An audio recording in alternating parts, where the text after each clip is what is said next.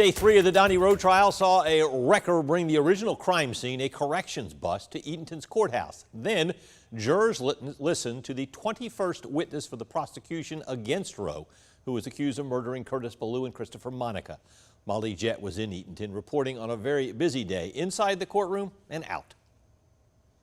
Day 3 of inmate Donnie Rowe's murder trial started with jurors viewing the bus where Rowe and Ricky Dubose killed Curtis Billue and Christopher Monica. The crime scene itself, the prison bus, was parked outside the courthouse. It's been in storage since June 2017 when Rowe and Ricky Dubose allegedly killed the two corrections officers.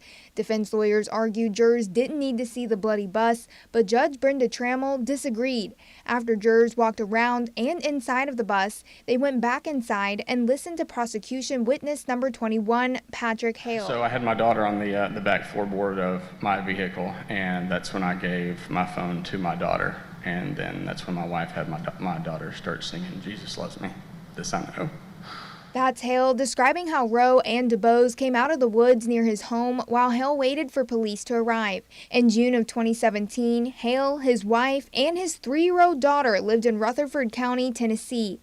Their house was near a major interstate and close to the woods. It happened on June 15th, 2 days after investigators say the inmates killed 2 prison guards and stole a car.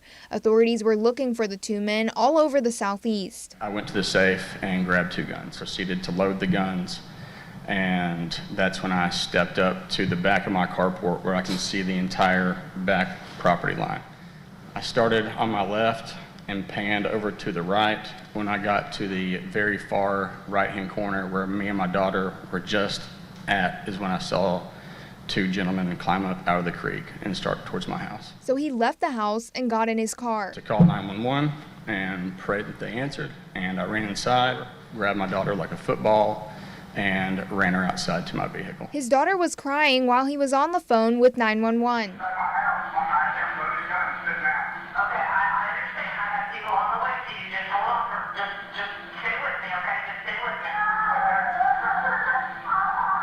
Hale stayed on the phone with 911 and kept his pistol close as Rowe and Dubose continued to approach his home. One of them took his shirt off and waved it as if they wanted to surrender. With the absolute look of exhaustion, they just laid down and they were not getting back up, did not make any more movements. Police arrived in 4 minutes and arrested the 2 men, ending a 3-day manhunt. In Eatonton, Molly Jett, 13 WMAZ News.